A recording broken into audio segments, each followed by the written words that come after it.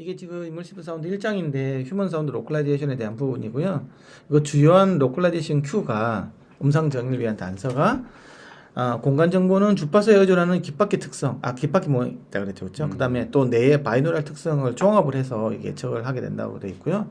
수평면상 있잖아요. 수평면상은 양기 시간차, 양기 크기 차가 이루어진다. 그 이제 양기 크기 차가 IID, 양기 시간차가 ITD라고 그랬잖아요. 이 단서는 소음 공간에 위치한 인간의 음성 명료도에도 함께 가능한다. 소음 공간에 그러니까 시간차하고 크기차를 이용해서 음성이 명료하게 된 데까지 사람들은 같이 이용을 한다고 그러고요.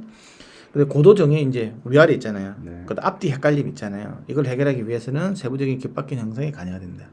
그러니까 여기하고 여기 있잖아요. 여기하고 여기 같은 경우는 우리가 콘 오브 컴퓨전이라고 그래요. 이게 여기도 그렇지만 또 여기도 똑같이 앞뒤가 헷갈리는 거거든요. 왜냐하면 시간차 크기가 똑같기 때문에. 그러면 여기인지 헷갈릴 거잖아요.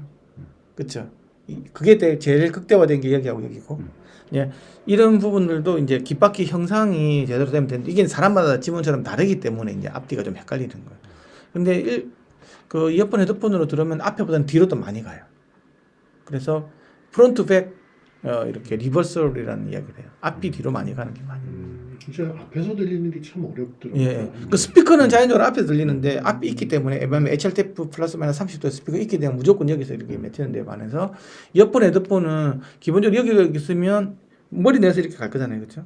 이 선상에 맺히던 게 이게 왼쪽 귀 오른쪽 귀를 잇는 이게 축상에 이제 기본적으로 맺히게 돼 있거든요. 근데 이제 거기다가 HRT 효과가 때문에 앞도 가고 뒤로 가고 이렇게 되는데 그게 이제 나랑 같지가 않으면 앞보다는 뒤로도 많이 간다.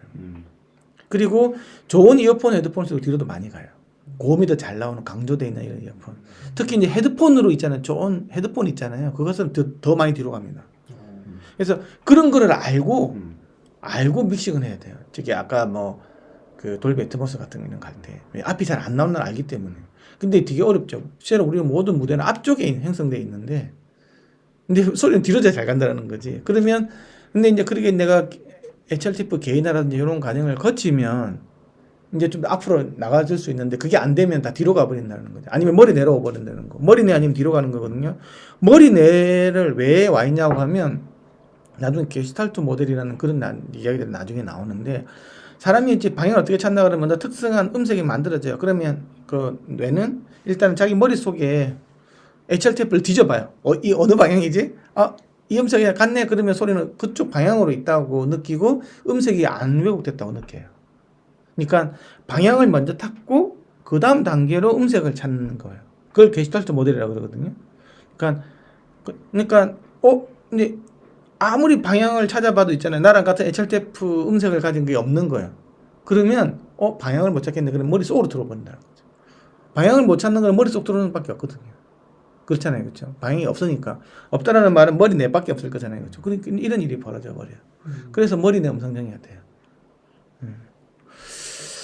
그래서 그리고 앞보다는 뒤로 많이 가는 이유가 이어폰 헤드폰이 고음이 많이 나와서 뒤쪽에 있는 HRTF가 뚜렷한 부분도 있지만 사람이 시각적으로 앞에 없으면 뒤로 있다는 게 학습도 느끼는 거잖아요. 그렇죠? 진화 과정상 그런 것도 있기 때문에 뒤로 더 잘 간다는 거지. 그래서 스피커하고는 전혀 다른 어떤 음상에 대한 메커니즘 때문에 이해를 잘 하셔야 돼요. 자, 그 다음에 사운드 로컬라이제이션 인 더 호라이즌탈 디멘전이라는 부분이 여기 있는데요. 여기 보면 이제 로드 레일리 튜플렉스 시오리 이야기가 나오죠. 그렇죠? 단위름 기준으로 되어 있다고 했고 아까 IID는 2000Hz 이상 그 다음에 ITD는 1000에서 1500Hz 저주 파수에서만 가능하다. 복잡한 경우에는 굉장히 복잡해진다 그랬죠. 아까 엔벨로프도 그랬고 그래서 복합의 경우에는 ITD가 4000Hz까지 막 증가하고 이런 일이 생기면 크게 알 필요는 없고 그리고 ITD의 최대값은 0.65ms 그랬죠. 17cm니까 때문에 그래요. 최대값이 근데 이제 우리가 쓰고 있는 그 이제 스테레오 패닝 시스템이 스피커를 좌우로 보낼 때 같은 경우에는 이러한 어떻게 시간차 크기 차를 가지고 패닝하는 게 아니라는 거지. 단순히 이제 전체 레벨만 가지고 1대1이다 그러면 12시 방향, 2대1 그러면 예를 들면 3시 방향 이런 식으로 있잖아요. 주파수하고 아무 상관이 없이 진짜 개인만 가지고 이렇게 조절하는 일정 파워 패닝을 이용하기 때문에.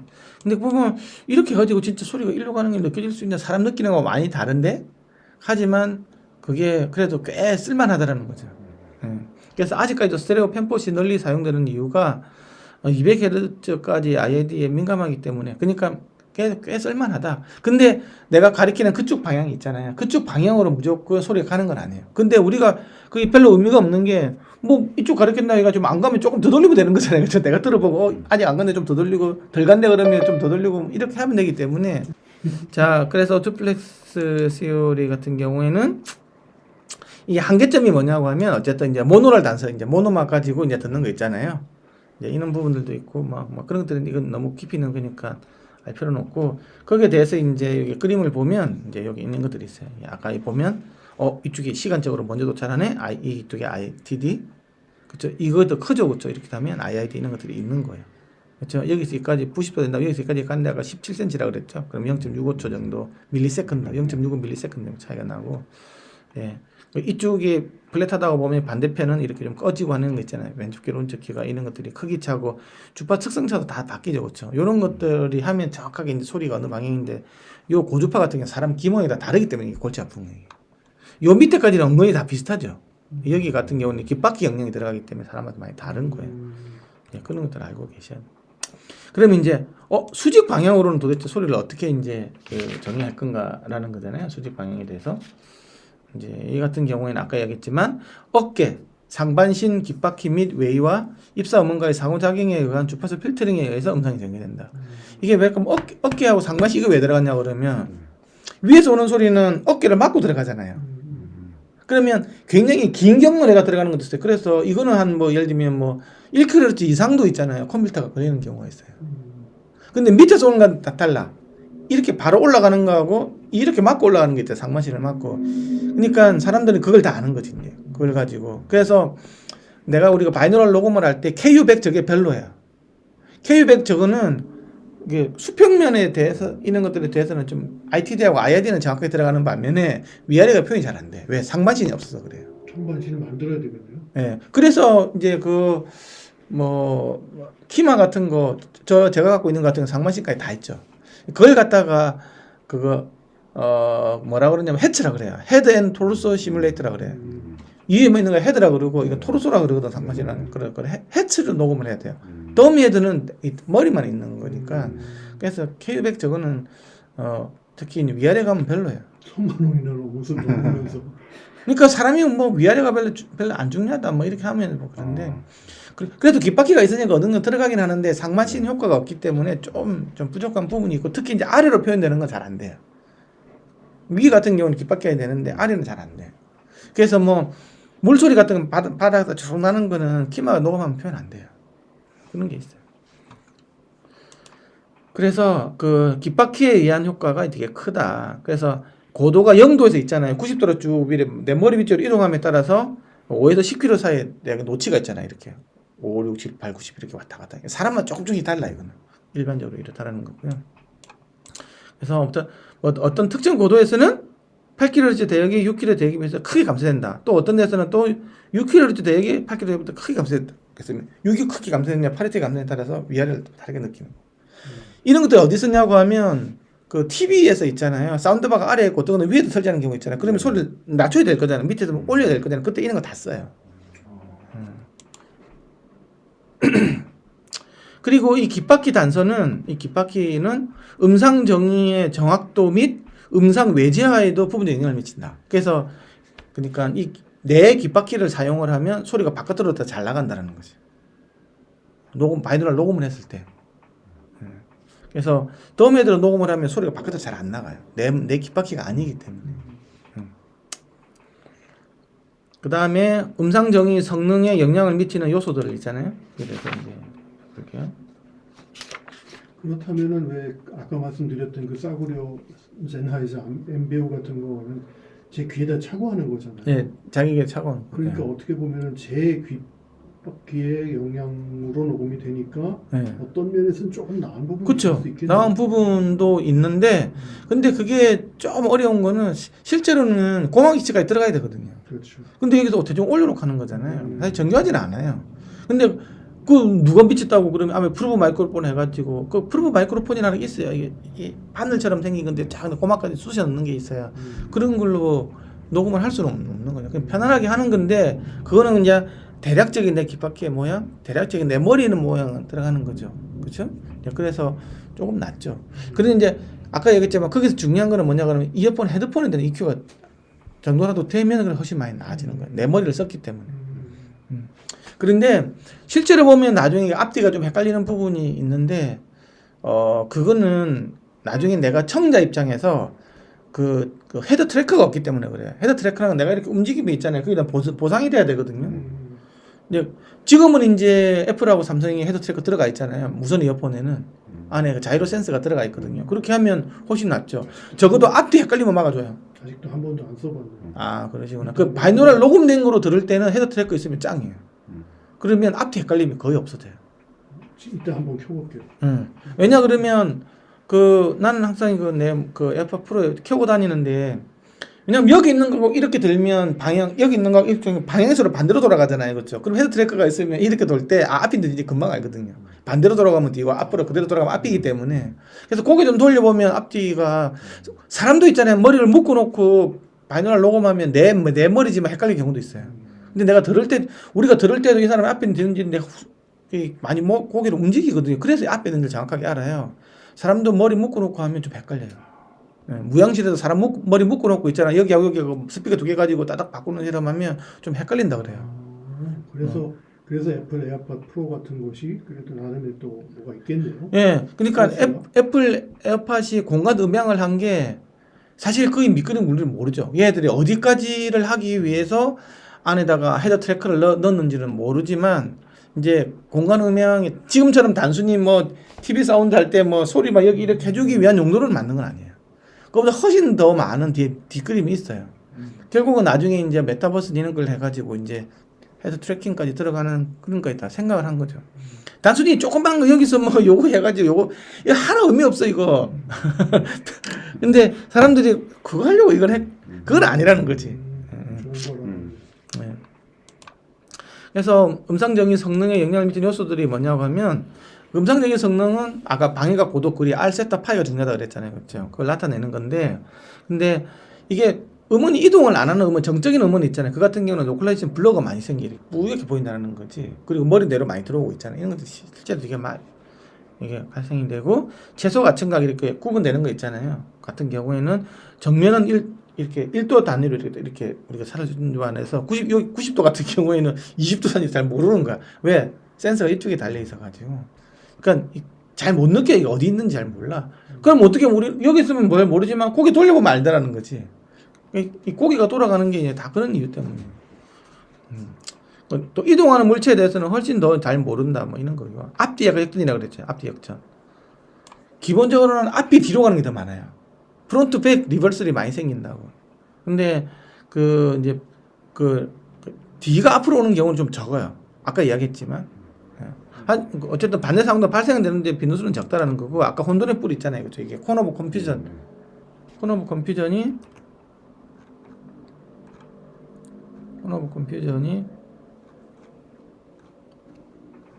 요걸 말하는 거거든요. 이하고 얘는 헷갈릴 거잖아요.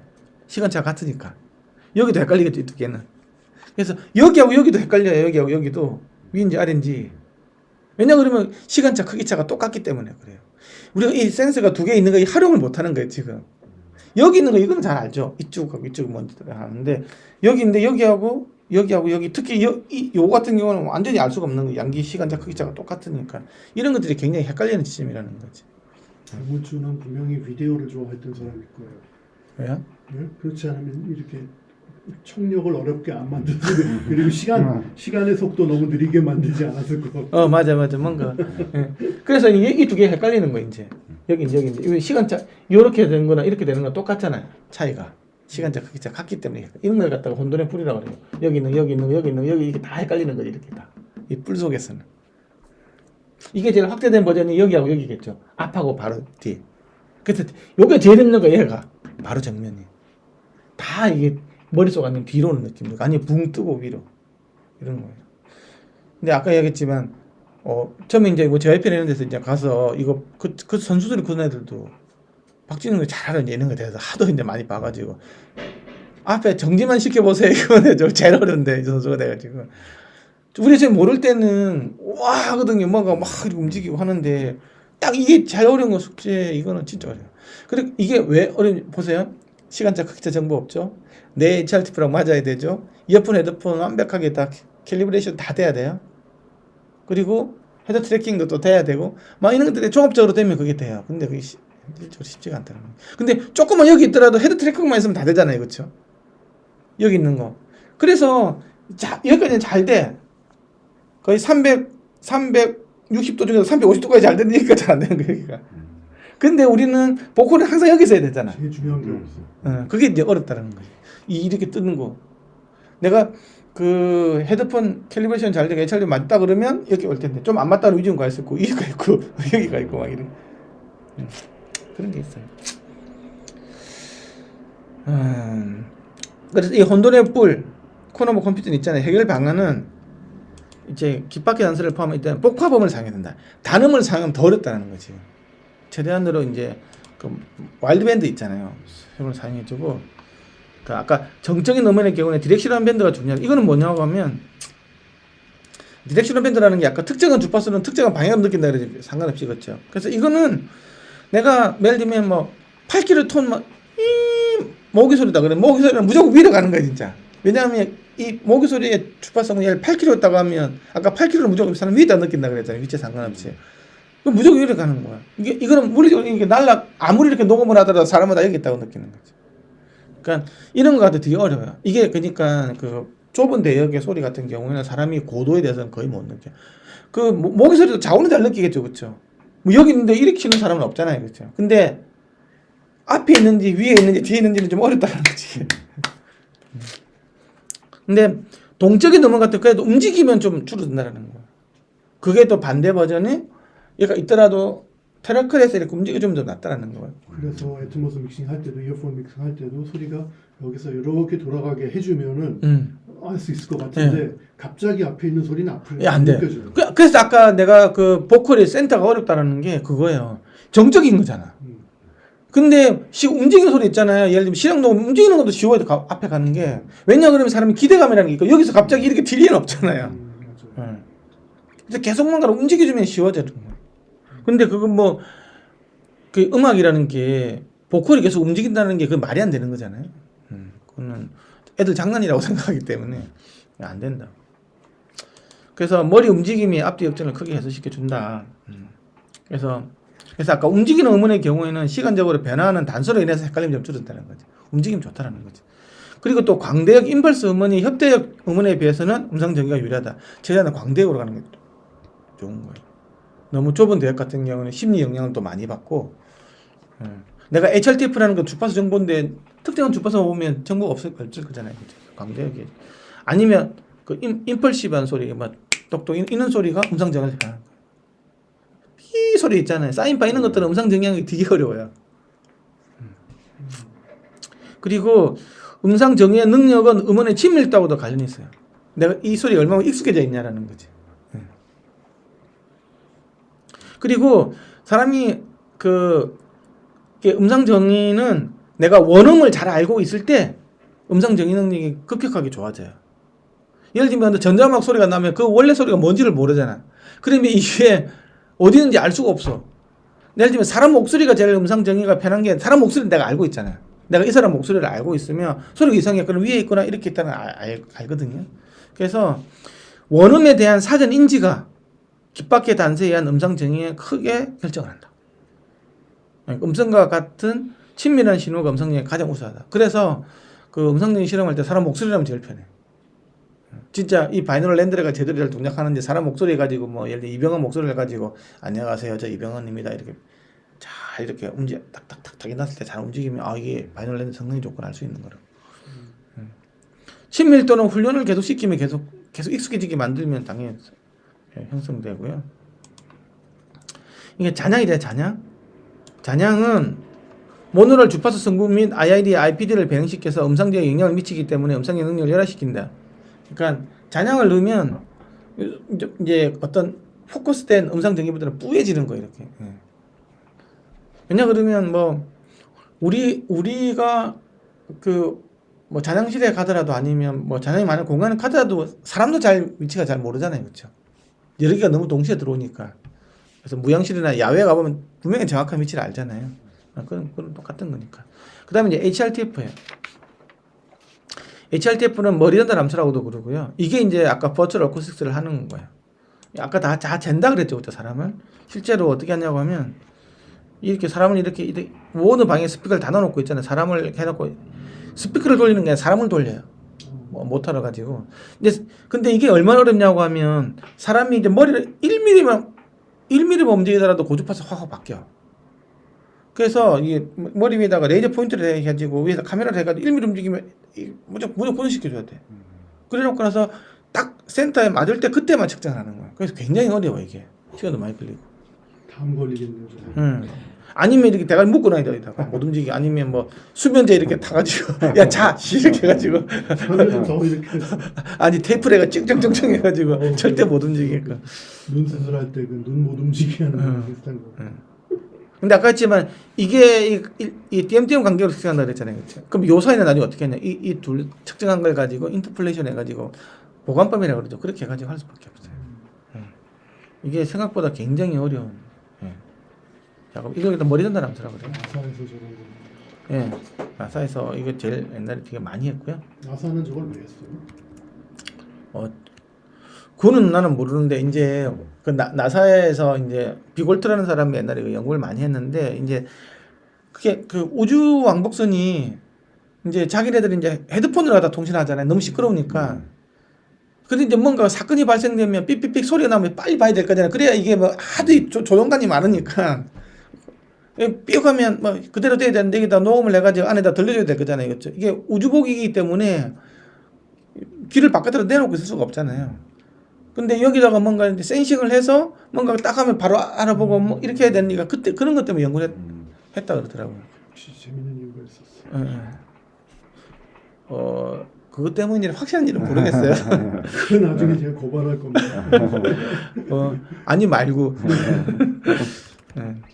그래서 이제 그 HRTF라는 게 있고 실제로 우리가 이제 연산을 할 때는 HRIR을 그래가지고 이제 임펄스 응답으로 있잖아요. 타임 도메인 임펄스 응답 있잖아요. 그걸 가지고 컨볼루션을 해가지고 이제 하는 거고요. 아까 이야기했지만 뭐 이렇게 이 고도를 이동시키면 노치 주파수가 막 바뀌기 때문에 이런 것들 전부 다 있어요. 그래서 아까 깃바퀴 현상 때문에 생긴다고 이야기를 했고요. 개인간 편차가 있다 그랬죠. 그렇죠? 있다 그랬고 그래 보다 정확한 고도 적용을 위해서는 개인 HRTF가 요구가 된다. 이수영 교수님 잘 들리세요? 또 네, 들립니다. 아 예. 매번 이거 버튼 눌러야지 되니까 지금 걸리는 거예요, 시간. 자, 그래서 HRTF를 재보면 이렇게 사람마다 어떤 특정 위치가 되면 이게 다 나와요, 특성들이. 이거는 주파수 도메인이잖아요, 그렇죠? 예, 주파수 도메인 그렇고. 선생님 여기서 그 개인별 그 귀 주파수 그런 거 재는 장비 여기도 있으시죠? 주파수 반응. 바이노럴 마이크로폰만 있으면 할 수 있죠. 무형실에서 하면 되는 거니까. 아니 그러니까 제 귀가 어떻게 듣고 있는지 그런 측정. 개인 청력. 청력 주파수별 청력 측정. 그런 애는 갖고 있잖아요. 아 여기는 없어요. 예. 그 이음방사. 병원 가면 너무 대충 하니까. 아 예. 한번 좀 궁금해서 많이 물어보는데. 나는 보청기 이런 것 쪽에 별로 관심이 없어가지고 앞으로는 관심이 있을 것 같은데. 근데 그쪽도 큰 시장이에요 진짜. 예. 지금 저도 뭐 그쪽으로 연구는 좀 했었어요. 근데 뭐 지금 그 이야기 하면 새는 반응이에요. 그래서 이걸 갖다 주파수 특성을 이렇게 하면 이렇게 보이는 거예요. 이게 근데 이쪽 있잖아요, 저기 이쪽 가면 사람마다 다 달라지는 거예요. 요 밑에까지는 다 똑같아 이렇게. 비슷비슷한데 저보다 한 3km 좀 밑에까지는 사람마다 비슷비슷해요. 근데 3km 넘어가면 이 쭈글쭈글한 이게 다 영향을 미치는 주파수 대역이거든. 그러면 이제 사람마다 달라진다. 그런 내용들이 있고요. 이거는 음상 정리에 있어서 뉴럴 플라스틱 소성 있잖아요. 그러니까 이게 적응하고 학습 이런 과정을 이야기하는 거예요. 적응과 학습은 서로 다른 시간 스케일과 연산 단계를 가진 다양한 메커니즘을 포함한다. 그러니까 학습되는 과정, 사람이 바뀌는 그게 갑작스레 변하지 않을 거잖아요. 내가 아까 교통사고로 나가게 한 주기를 잃었어요. 그렇죠? 그러면 이게 이제 학습을 통해 점점 바뀌어 간다고. 근데 뇌 처리는 감각기관의 변화에 빠르게 업데이트된다 그랬잖아요. 이게 바로 뭐냐고 하면 그 HRTF라는 게 주파수 특성 때문에 생기는 거랬잖아요. 근데 내가 가만히 생각해 보면 내가 갑자기 여자 같은 경우 머리 길게 하잖아요. 그렇죠? 그래도 머리를 막 묶고 그러잖아요. 그거에 따라서 HRTF 완전히 바뀌거든요. 그러면서도 잘 찾잖아요. 그거 얻는 거는 왜냐하면 머리 딱 묶잖아요. 그럼 내가 어느 공간에서 누구의 소리 듣잖아요. 그러면 이게 모든 방향에서 반사음이 다 들어오잖아요. 그때 HRTF를 한 번에 다 업데이트 시켜버려요. 급속도로. 그렇게 해야 그다음부터 내가 찾으니까. 그리고 뭐 이렇게 내가 시각적으로 들어오는 시그널하고 다 같이 보면서 있잖아요. 그래서 내가 이거 하면 밤에 지금 모든 방향에서 그게 다 들어오거든요. 그렇게 돼버리면 다 업데이트 돼요. 내가 번거지 모자를 탁 쓰면 또 많이 바뀔 거잖아요. 옷을 내가 이렇게 겨울에 점퍼 탁 입더라도 확 바뀐다고 HRTF 정보는. 하지만 그거는 순식간에 우리가 듣는 이렇게 그 여러 가지 그 소음 공간에서 다 이미 업데이트 돼요. HRTF는. 그래서 굉장히 빨리 업데이트가 된다. 근데 이제 내가 한 주기를 읽잖아요. 그렇죠? 그러면 그 시간은 좀 걸리겠죠. 이제 2기가 있던 게 1기가 된다고 하면. 그럼 뇌는 또 살아야 되기 때문에 요 1기가 없더라도 1기만 가지고도 나중에는 방향 찾고 그래요. 그런 IID, ITD가 없지만 어떻게 하지? 그런데 이 사고에 어쨌든 간에 되면 옛날에 그 기억을 갖고 있어. 그 기억을 더듬어 가지고 이렇게 들어오면 이쪽에는 이게 들어갈 거야. 이런 식으로 찾는다 그러더라고. 그런 메커니즘이 있어요. 그게 바로 스페셜 큐에 대한 리매핑이야. 다시 매핑을 새로 한다고. 한쪽 길을 막는 실험을 통해서 청각 가속성을 알 수가 있는 거야. 한쪽 길을 내가 이렇게 막아도 있잖아요. 이게 찾는 데니까. 해보세요. 이거 뭐 완전 내 길을 막고 다른 사람 보고 이렇게 한번 해보라고 하세요. 찾을 수 있어. 물론 내가 움직이니까 찾는 게 있지만. 음색으로 일단은. 예, 음색으로 맞아요. 한쪽 길을 이렇게 막는 효과를 보상시킬 수 있다는 거지. 이렇게 보면. 왜냐하면 내가 여기서 들어왔던 그 기억을 갖고 있기 때문에 그러는 거예요. 그게 바로 플라스티시라고 이야기하는 거. 플라스티시티 이게 가소성 해가지고 그 전에 내가 했던 게 기억이 돼 있는 거지. 그러니까 비정상적인 한쪽 길을 막으면 비정상적인 양기 크기 차가 생기잖아요, 그렇죠? 하지만 다시 리매핑을 하는 거죠. 다시 매핑을 해가지고 이쪽 찾아내는 게 막혀 있지만. 이러한 능력은 성인의 경우에도 즉각적으로 변형된 바이노랄 및 스펙트럴 공간 정보를 사용해서 정확한 음성 진행을 가능해 한다. 그래서 내가 성인이 됐어. 이미 머리가 다 굳었어. 근데 내가 갑자기 사고가 났어. 아니면 이쪽에 뭐 염증이 생겨가지고 테이프를 이렇게 막아놨어. 그러면 뭐 좌우 구분 못하는 그게 아니라는 거야. 이것들이 다 이렇게 리매핑하고 리웨이팅하는 이런 과정들이 있다. 일부 입체 음향 단서가 변형이 될 경우 변형된 단서의 입체 음향 정보의 비중을 줄이는 대신 변형되지 않은 단서의 비중을 높인다. 이 말은 무슨 말이냐면 아까 길을 확 잃었어.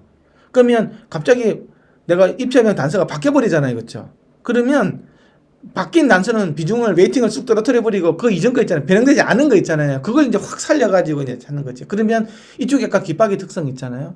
아니면 아까 음색이 막 바뀌는 거 있잖아요. 이런 걸로 가지고 그거는 이쪽 귀 입장에서는 옛날에 이게 있으면 이렇게 됐을 때 이쪽 귀는 고주파수 축소한 거잖아요. 그 정보를 이용해가지고 이쪽 귀가 없더라도 다시 살려낸다는 거죠. 이건 다 그 실험으로 증명이 되는 거죠. 이런 실험들이 독일에서 이게 다 10여 명 실험이거든요.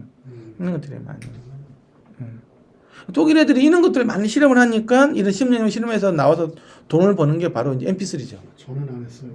예. 저도 독일인이었지만. 나는 교수님 많이 했을 것 같았는데. 독일 국적 포기했거든요. 그래? 독일 애들이 심리음향, 뭐 음악 치료, 뭐 이런 것 쪽이 굉장히 강해요. 저도 조금 했었어요. 음악 치료. 그래서 난 솔직하게 우리 애도 지금 이제 성인이 다 됐는데 나는 독일에 유학 보낼 거거든요. 그러니까 음향을 하고 싶다고 했을 때 지금은 내가 꼬셔가지고 하려고 하지만 음향을 정통으로 공부를 하려면 독일 가야 된다고 봐. 정통으로. 베를린 공대나 뭐 드레스덴 공대든 아연 공대든 이런데 가서 나도 가서 가보면 이 차원이 달라. 정말 밑바닥에서부터 있잖아요. 정말 실험적으로 다 해봐. 시간이 걸리더라도 모든 실험을 다 하면서 올라오더라고요. 우리도 다 책으로 다 때우잖아요.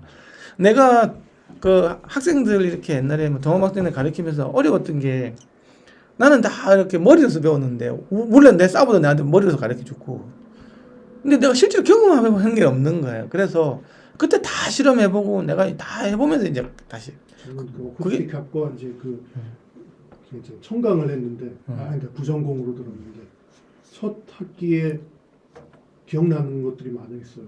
첫 학기에 바로 무잔향실 들어가서 우리가 소리를 어떻게 듣는지 들어주고 무향실.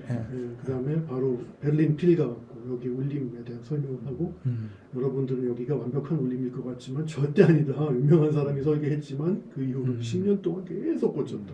그만큼 어렵다. 그러니까 소리는 이제 굉장히 석학인 우리나라 음향에서 석학인 분이 계세요. 이론적으로 김양환 교수님이라 계신데 그분이 한 유명한 말이 나는 그거 맞다고 봐.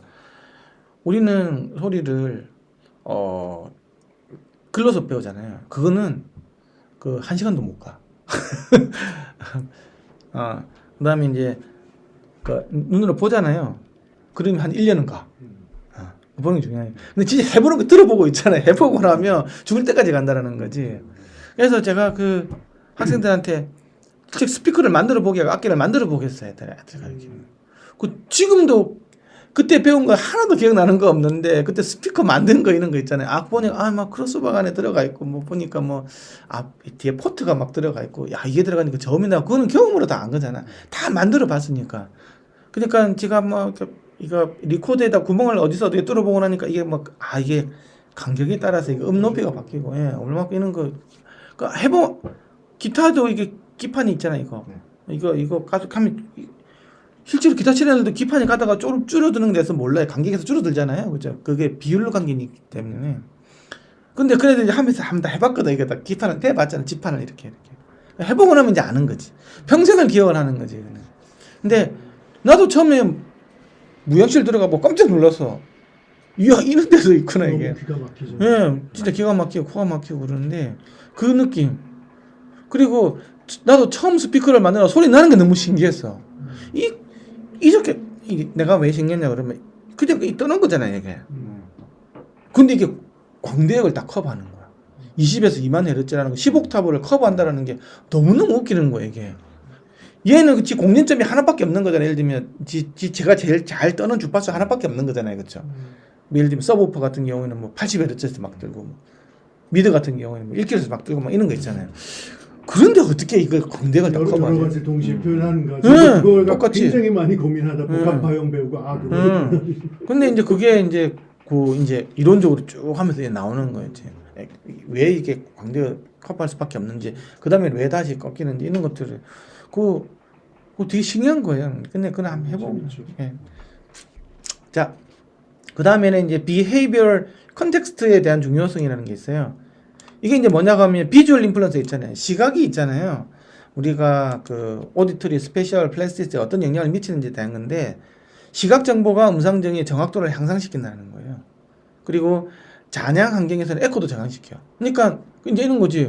나는 공연장에서는 에코가 별로 많이 없다고 생각을 했는데 그걸 바이너럴 녹음해가 들으면 너무 잔향 시간이 긴 거야. 시각 정보가 쏙 빠지니까.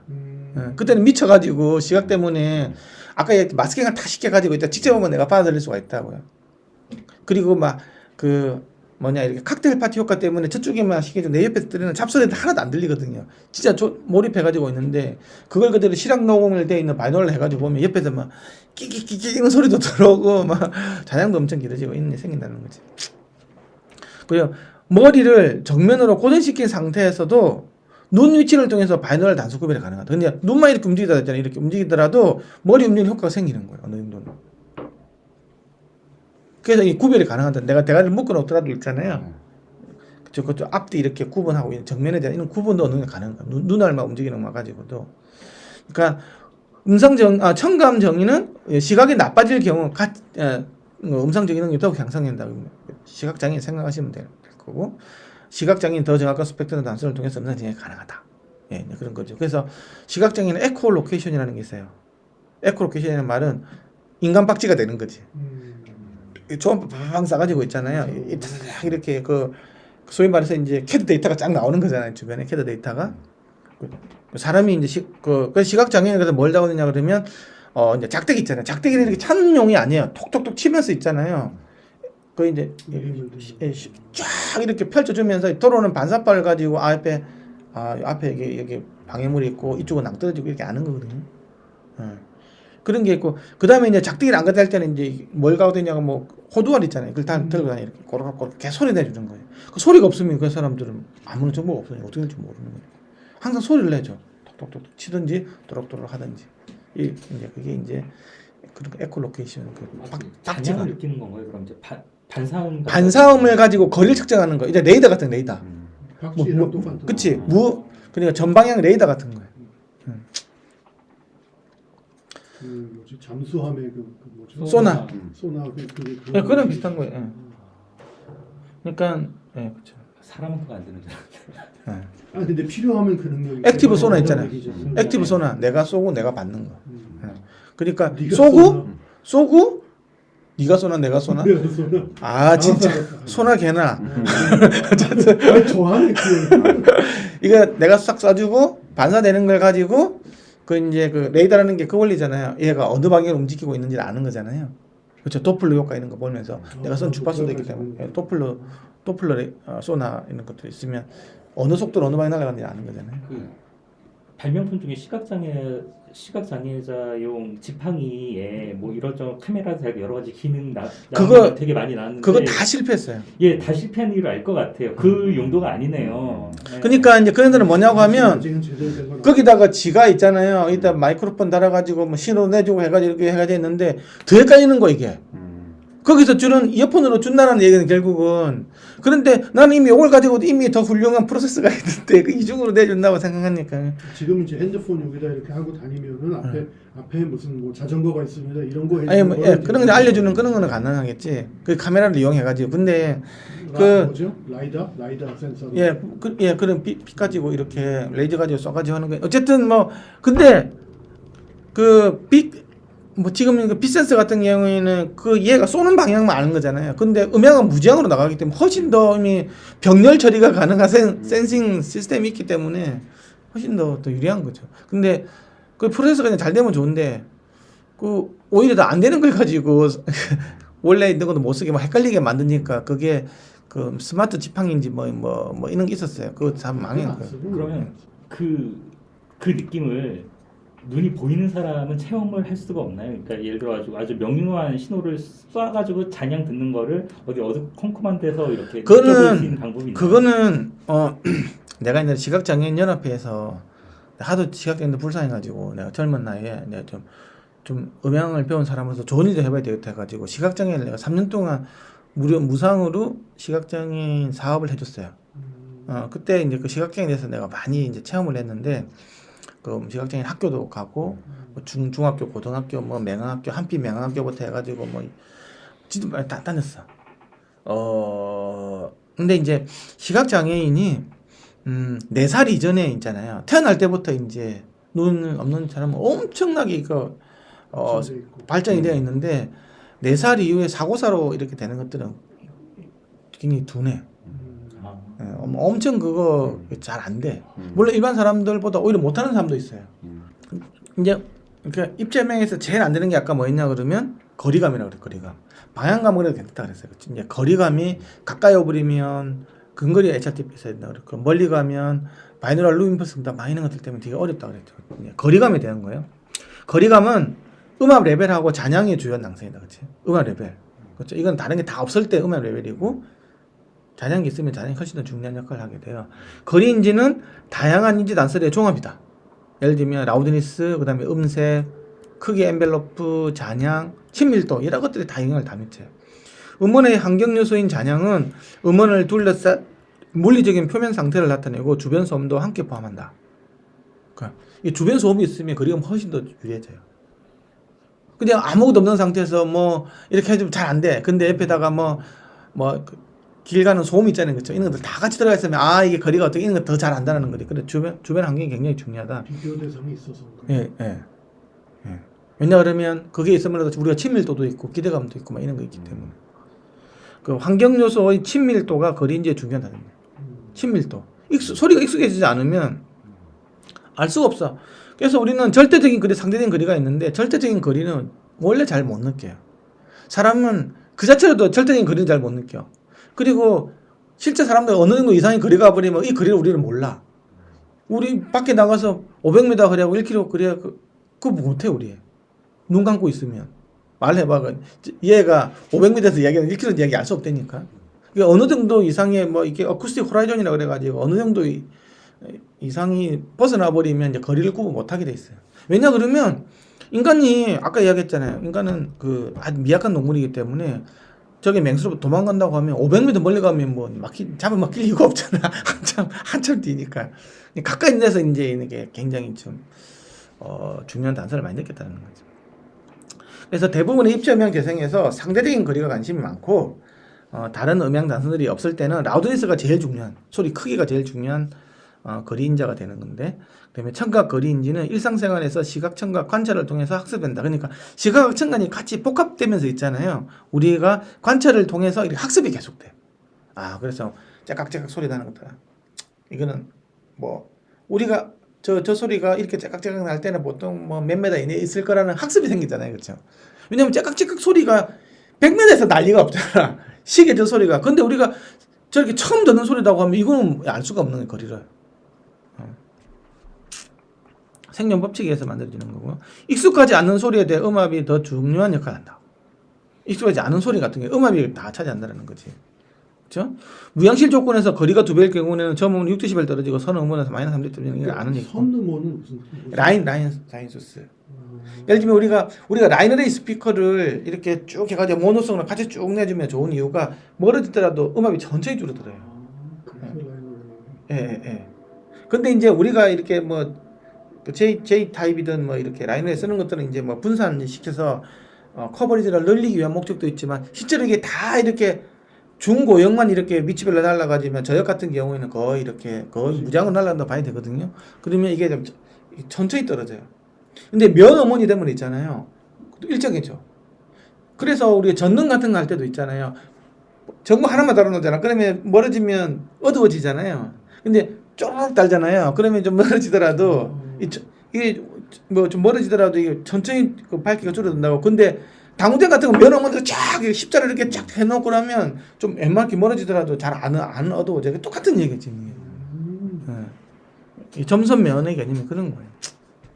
그래 인지적인 관점에서는 라우드니스의 절반인 거리가 마이너스 10dB 줄어들어야 거리가 2배 들었다 느꼈다는 거예요. 그 라우드니스 레벨에서 그렇게 나오는 거예요. 그러고 보니까 조금 전에 그 선은 뭐 그게 옛날에 그 저기 스피커 스태킹 할 때 배웠던 그 원리가 그 원리. 예, 그 비슷해. 그래서 예를 들면 고속도로에서 차가 확 날리잖아요. 그러면 거리에 3dB씩 떨어져요. 음원들이 계속 있기 때문에. 근데 차가 한 대가 있잖아요. 엔진 소리 있잖아요. 그러면 거리가 한 6dB 떨어지는 거예요. 중요한 거는 라인이 돼야, 물론 인피니티한 라인은 없죠. 하지만 라인이 되면 어쨌든 그 커버리지 내에서는 이게 천천히 줄어들어요. 예, 그런 것들을 많이 쓰죠. 이거는 뭐 수학에서 나오는 얘기니까. 그래서 그러니까 내가 어떤 거리를 2배 하고 싶으면 소리를 10dB 줄여야 되는 거예요. 그건 아시죠? 사운드 엔지니어는 서로 다른 음원 간의 거리감 제어를 위해서 각 트랙 볼륨을 제어한다. 그러니까 제어하면서 이게 좀 2배 있는 거 이런 식으로 이제 그 페이더 가지고 조절하면서 이런 식으로 한다는 거죠. 그러니까 오케스트라의 경우 근접 마이크를 사용을 해서 악기 보컬감 밸런스를 조절하고 팝음악의 경우에는 실제하지 않는 거리감을 부여하는데 이게 인공 잔향을 써가지고 있잖아요. 이렇게 조절하면서 이렇게 하는 건데, 근데 이게 이제 스피커 배치가 스테레오냐 5.1이냐 이멀시브에 따라서 좀 이제 거기에 대해서 이제 나중에 WFS하고 MZ성이 나오면서 그런 이야기를 할게요. 근데 이게 어떤 이제 나중에 패닝을 건다 그랬잖아요, 그렇죠? 패닝을 걸 때 아까 2개 패닝이 아까 사인 코스 이게 파워가 일정해가지고 이렇게 한다 그랬죠, 2개 사이, 그렇죠? 뭐 1대1이면 가운데 가고 이게 사인 코사인 가지고 하는 거거든요. 파워가 일정해지면 우리 학교 다닐 때 사인 제곱 세탑 더하기 코사인 제곱 세타는 항상 1이 나오잖아요. 기억이 안 나요. 글쎄 하나는 사인이고 코사인 이렇게 되면 이 제곱을 해가지고 더하면 항상 1이 나와요. 그 파워는 항상 똑같다고. 그래서 사인 코사인으로 해가지고 이렇게 하는 거예요, 원래. 여기 센터가 있고 LR이 있고 랩터는 알 수 있다고 해볼게요. 내가 여기 있는데 소리를 여기 내주고 싶어. 그럼 이걸 내려주시면 여러 가지 방법이 있는데 한 가지는 이 스피커만 틀면 될 거잖아. 그게 이제 기본적으로 우리가 보통 일반적으로 사용하는 제일 간단한 방식의 패닝 방식이에요. 그러면 여기 내준다고 하면 이 두 개만 가져가면 되겠죠. 이 두 개 일대를 여기 나올 거잖아요. 그렇죠? 여기 내주고 싶어. 이 두 개 내가 내주고 싶은 가까이에 두 개 있는 에너지를 적당하게 섞어가지고 사인 코사인 내가지고 일정 파괴 내주면 되겠죠. 뒤에 마찬가지고. 그렇죠? 이렇게 접근하는 방식 이게 바로 투 채널 패닝이에요. 그런 방식이 있고 앰비소닉 패닝은 어떤 게 있냐고 하면 내가 여기 소리 내주고 싶어. 그럼 여기 소리 나면 결국 여기서 이게 이렇게 구형파가 이렇게 확 이렇게 퍼져나가는 거잖아요. 그렇죠? 구형파가 퍼져나가면 쫙 이렇게 올 거잖아요. 그렇죠? 그러면 어느 순간인가는 이 두 개도 지나가는 거, 이 구형파 지나갈 때 이 지나가고 나중에 지나갈 거잖아요. 그런 걸로 가정을 해서 5개 스피커 동시에 다 내주는 거예요. 시간차를 주면서 이거 내주고 좀 이따가 이거 내주고 이렇게 이런 식으로 해도 되겠죠. 여기 입장에서 보면. 그렇죠? 그런 것들이 소위 말해서 이제 웨이브 프론트를 만들어 나가는 패닝 방법이에요. 그러니까 페어 와이즈 패닝 가지고 두 개만 가능한 패닝도 있고 전체가 다 있잖아요. 합심을 해서 거기 소리 낼 수 있는 방법이 있는 거예요. 아니면 내가 여기 있는데 이 근처에 있는 세 개만 가지고도 패닝할 수 있어요. 그게 이제 3채널 패닝이에요. 아니면 4채널 패닝도 있겠죠. 그 근처에 4개 정도만 가지고 이렇게 해주겠다. 아니면 전부 다 해주겠다. 그게 우리가 말하는 WFS라든지 이제 앰비소닉 이런 것들이 그런 계열을 들어가는 거예요. 판면을 만들어주는 거예요. 다음 주강이 아마 그 얘기 나오겠죠. 예, 예. 그러니까 이거는 이론적으로는 좋은데 아까 이성 교수님 이야기 아까 줄여서 이야기한 부분이 있었는데 이 센터에 있는 사람한테는 이렇게 해도 돼. 근데 이게 치우쳐버리면 있잖아요. 5개가 다 나와버리잖아요. 그러면 원래는 가운데 있을 때 어디 시간차가 이 사람한테 가정을 해서 이게 나오고 좀 있다가 얘가 나오고 이런 식으로 하면 딱 맞잖아요. 근데 여기 있으면 가까이 소리 문이 들어와 버리잖아. 그러면 원래 들어오는 이게 에코로 들리는 거 이제. 그런 문제가 생겨. 그래서 이게 여러 사람이 듣는 이거 공연장 같은 경우에는 과연 다채널 패닝 있잖아요. 많은 스피커들이 합치면 소리를 해준다는 것들이 되게 더러워. 그리고 지금 돌비 같은 경우는 있잖아요. 예를 들면 아까 여기 5개가 있었잖아요. 그렇죠? 5개가 있는데 그러면 스피커에서 내주는 건 쉽겠죠. 근데 아까 옛날에 그 이야기 했잖아요. 스피커보다 더 멀리 있는 소리를 내주면 골치 아프죠. 근데 멀리 있으면 어떻게 될까? 이렇게 퍼져나가기 때문에 그 있는 2개 내주고 또 퍼져나가면 내주고 이렇게 돼야 될 거잖아요. 그렇죠? 그래야 더 멀리 있는 느낌이 날 거잖아. 더 멀리 있는 소리 같은 경우에는 옆에 있는 스피커들이 많이 도와주지 않는 이상은 더 멀리 있는 소리를 내줄 수가 없어요. 그렇죠? 뭐 나오다가 이 2개가 나오고 있다고 이런 식으로 나가기 때문에 그 웨이브 프론트가 요렇게 나가 있잖아요. 그렇죠? 그런 느낌 만들어야 된다고. 그렇죠? 그렇게 하면 여러 개가 동시에 나와줘야 돼. 그럼 몇 개가 나오지 않냐? 5개가 다 나올 수도 있고 그 중에 그 옆에 있는 3개만 나올 수도 있고 4개가 나올 수도 있고 막 그런 거잖아요. 그렇죠? 이제 그런 게 정확하게 모사가 안 되면 멀리 느낌이 안 나는 거지. 근데 돌비 그런 게 쉽지가 않아. 그러니까 단순히 그냥 지금 뭐 투채널 패닝 그거만 쓰고 있는 거야. 그러니까 뒤에 느낌 잘 없지. 그러니까 이제 네가 그런 느낌을 만약에 주고 싶다고 하면 잔향을 적당히 걸어 이렇게 이야기 나온 게 이제 잔향 걸어가지고 그 느낌을 만들어 봐.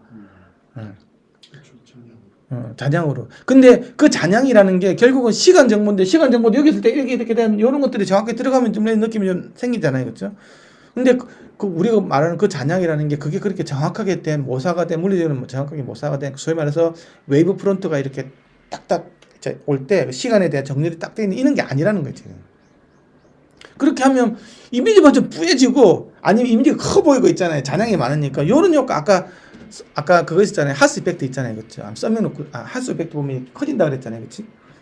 이제 이는 뭐 요런 걸로밖에 표현이 안 되는 거지. 근데 뒤로 간다라는 게 쉽지가 않지.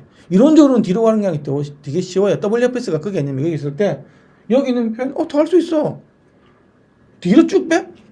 어째서 이렇게 날라오면 이 시간대에 이게 켜지고 0.1초도 이 2개가 켜지고 0.3도 이 2개 켜지고 이런 식으로 가는 거야. 그러면 또 표현할 수 있을 거잖아요.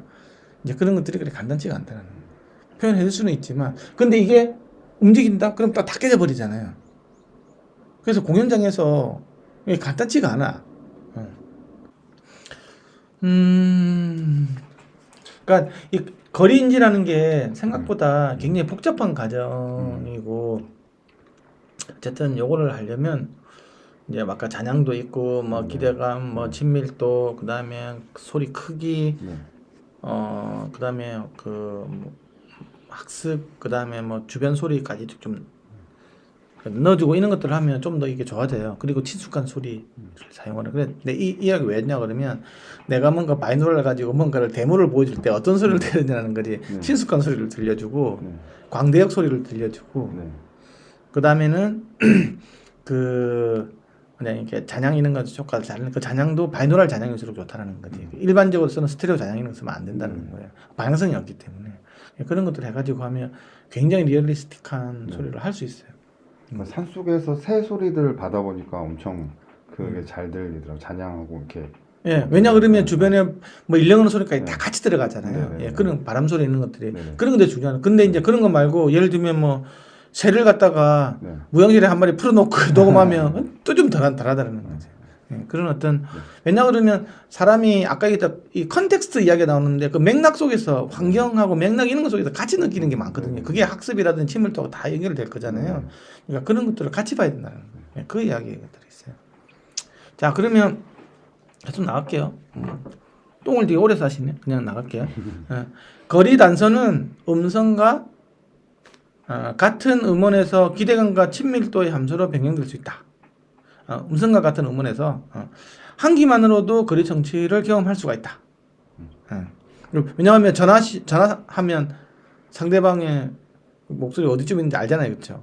멀리 있구나 가까이 있구나 알 수 있잖아요. 기 하나만 가지고도 어느 정도는 가능하다는 거예요. 그런데 그럼에도 불구하고 3차원 잔향을 쓰면 더욱더 몰입감을 느낄 수 있는 거예요. 그리고 아까 친밀도 이야기할 때 집안에서 버스 소리하고 시계 소리예요, 그렇지? 분명히 시계 소리가 더 크지만 버스 소리가 더 크지만 버스는 바깥에 있다고 느끼는 거지. 비친밀도 캠핑장인 풀벌레 소리 아까 이야기를 했고요. 정치자는 익숙하지 않은 소리에 대해서는 라우드니스 변화가 익숙해지는데 시간이 더 걸린다는 거죠. 그래서 뭐 전자음악 소리 있는 걸 내가지고 거리감 스피커 틀어주면서 거리감 맞춰봐 그러면 이건 이제 잘 알기 어려운 거예요. 그런 걸 가지고 하면 입체감이 더 없는 거지. 근데 그런 소리를 가지고 입체감 만들려고 하면 안 돼. 그 바이노럴 할 때는 웬만하면 익숙해지는 자연한 소리 이런 것들이 훨씬 낫다는 거예요. 그리고 음성의 경우 말하는 방식에 따라서도 거리가 서로 다르게 인지가 된다. 예를 들면 일반적인 바라 52dB하고 속삭임하고 고함 치는 게 89dB잖아요. 그렇죠? 그러면 고함 치는 소리는 실제로는 똑같이 들리더라도 멀리 있다고 느끼게 되고 속삭이는 소리 같은 경우는 똑같은 라우드니스지만 더 가까이 있다고 느끼는 거예요. 그러니까 이런 학습된 부분이 어떻게 있기 때문에 그 있다.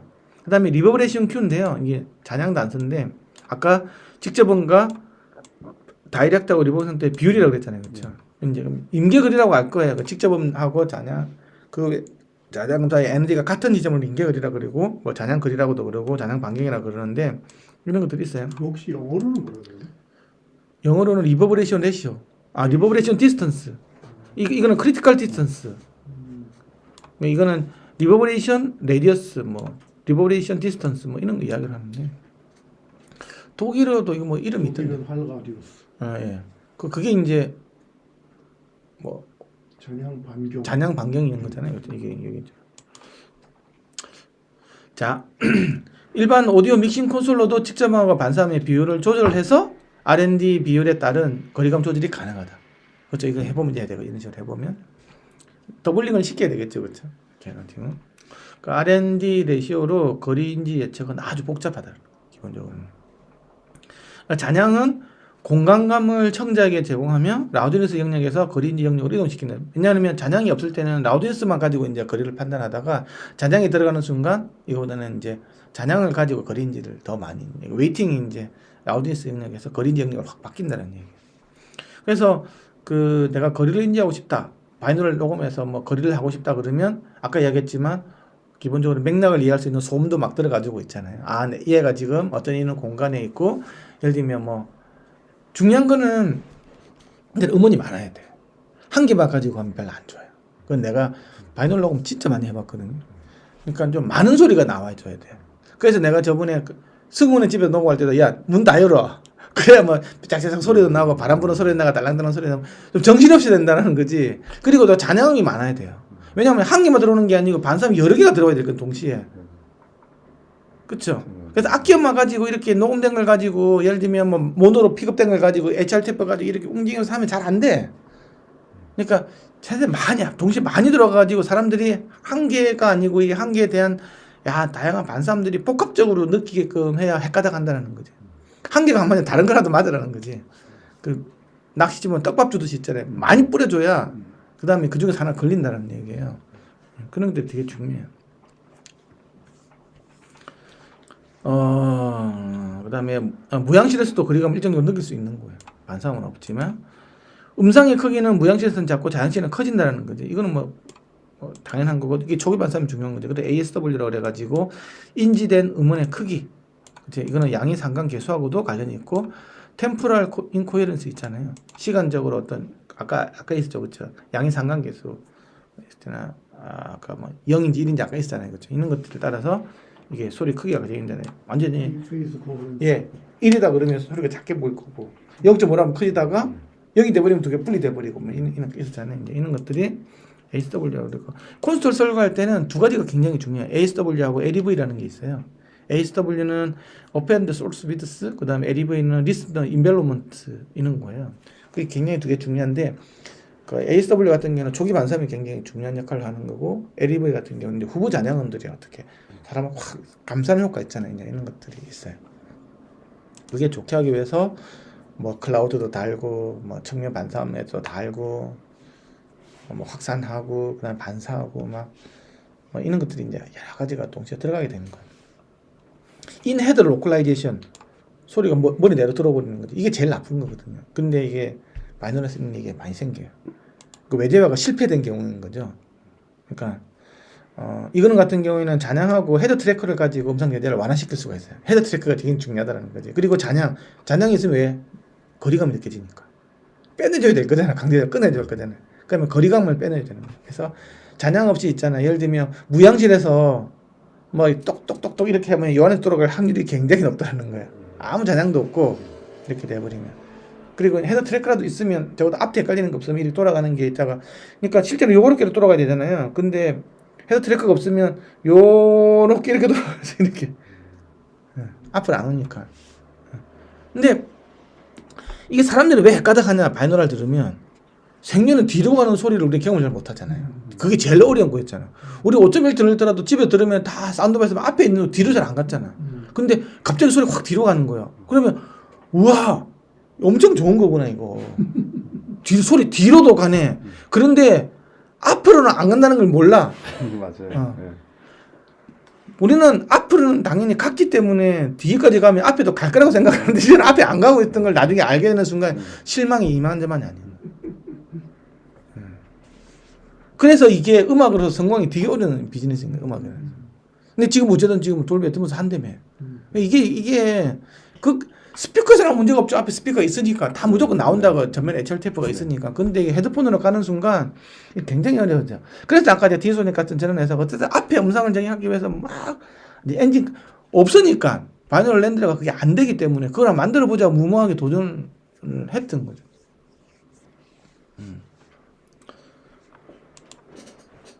그래서 모노 마이크하고 바이너럴 마이크로폰의 음성 정의를 비교해 보면 금방 알 수 있겠죠. 모노 마이크하고 모노 마이크로 가지고 바이너럴 들으면 당연히 머리 내 여기만 있겠죠.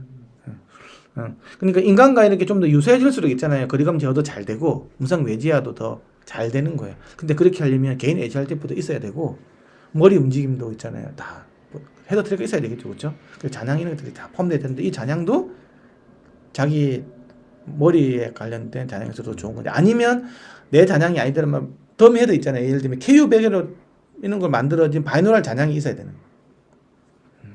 어쨌든 바이노럴 잔향인데 개인 바이노럴 최저권의 바이노럴이면 더 좋겠죠. 하지만 그래도 그러면 뭐 스테레오 잔향도 편하냐? 없는 것보다 훨씬 낫다는 거지. 그러니까 머리 내 음성 정의는 헤드폰 정지 시에 골전도 머리 내 압력 발생에 의해서 자연적으로 발생되는 것으로 평가하는 사람도 있다. 이건 무슨 말이냐 그러면 머리 내 음성 정의는 헤드폰이 무조건 생기는 거야. 뭐 개인이 살때 나발이고 필요 없어 이렇게 해도 안 돼 이렇게 되는 사용하는 사람이 있어요. 왜 그러냐 그러면 이게 있잖아요. 내가 헤드폰으로 끼면 있잖아요. 이게 우리가 귀를 막고 듣는 거죠. 이런 식으로 막게 들으면 이게 원래 좀 이상해진다. 그리고 막 저음이 막 부스터가 돼. 골전도 때문에. 그렇죠. 귀를 막으면 저음이 확 크게 들리잖아요. 이런 부자연스러움 때문에 머리가 자연적으로 음성이 머리 확 들어오는 생기고 그 절대 못 빼낸다는 얘기하는 사람들이 있어요. 근데 그것도 어느 정도 일리가 있어. 그래서 좀 더 바깥으로 나오는 거는 이어폰보다는 헤드폰이 좀 더 바깥으로 더 나와요. 왜냐면 헤드폰은 길을 막질 않잖아요. 이어폰은 완전 길을 막아버리잖아요. 그래서 지금 그 에어팟 같은 경우 있잖아요. 에어팟 같은 경우에는 요즘에는 옛날 에어팟은 오픈형이었잖아. 잘 걸치는 거 있잖아요. 그치? 귀가 뚫려 있었거든. 그런 같은 경우는 바깥으로 소리도 잘 나와요. 근데 지금 요즘에는 이어커널 타입 해가지고 확 끼는 거 있잖아요. 그거는 귀를 완전 고무로 가지고 이어슬립으로 막아버리는 거잖아요. 그런 같은 경우는 막아버리기 때문에 사실은 좀 답답한 감은 있어요. 이래 이 압력이 발생되기 때문에 이제 이런 부분도 있다고. 근데 그걸 그럼에도 불구하고 그거를 자연적으로 빼내주기 위해서 이제 하는 여러 가지 방식도 있다고. 그래서 앰비언스 모드를 하지 외부음 들리는 모드도 있고 있잖아요. 그렇죠. 옆에서 들리는 모드 있잖아요. 그걸 가지고 확 키워버리면 보청기가 돼버리겠죠. 그렇죠. 이런 것들을 가지고 이제 해주면서 HRT만 맞추고. 노이즈 캔슬링을 끄는 모드가 있죠. 노이즈 캔슬링을 끄면서 외부음 듣기 모드로. 아, 그 모드가 있어요? 예. 그걸 갖다 아이폰이 없어서 모르겠어요. 그 앰비언스 모드라고 그래요. 그게 있어요. 왜냐하면 갤럭시에서는 안 되는 것 같아요. 그것도 있어요. 진짜? 예. 이걸로? 예. 그게 원래 3단계가 있는데. 그러니까 이건 아이폰용이니까 네. 여기서는 안 되지 않아요? 아니요. 그냥 듣는 정도. 나는 아이폰 쓰니까 모르겠는데 이거 누르면 있잖아요. 네. 그게 꺼지면서 자동으로 앰비언스 모드로 이게 앞에 소리가 들리긴 해요. 그렇게. 그렇게 하는 모드가 있어요. 그게 액티브로 그렇게 또 켜주는 거. 예, 여기는 바깥에 마이크가 있으니까 이걸 가지고 이제 맞아요. 예. 프로, 예. 그걸 갖다가 앰비언스 모드라고. 그냥 그 노이즈 캔슬링만 끄는 건 줄 알았는데. 아니에요. 그것만은 이 마이크로폰을 켜줘요. 이 마이크로폰을 게인을 갖다 높이 주면 이제 그 보청기 모드로 바뀌어요. 그런 모드가 있었던 줄 음, 알았어요. 그래서 한 10데시벨 정도 이상은 더 키워줄 수 있어요. 그러면 멀리 있는 소리가 좀 가까이 들리죠. 아마 그 기능은 아이폰이 있어야지만 될 거예요. 근데 모르겠어요. 저는 그때 설정을 아무리 찾아봐도 없어요 그런 거. 네. 그냥 노이즈 캔슬링 온오프밖에 모르겠어요. 네. 그다음에 환경 소음에 대한 단서인데요.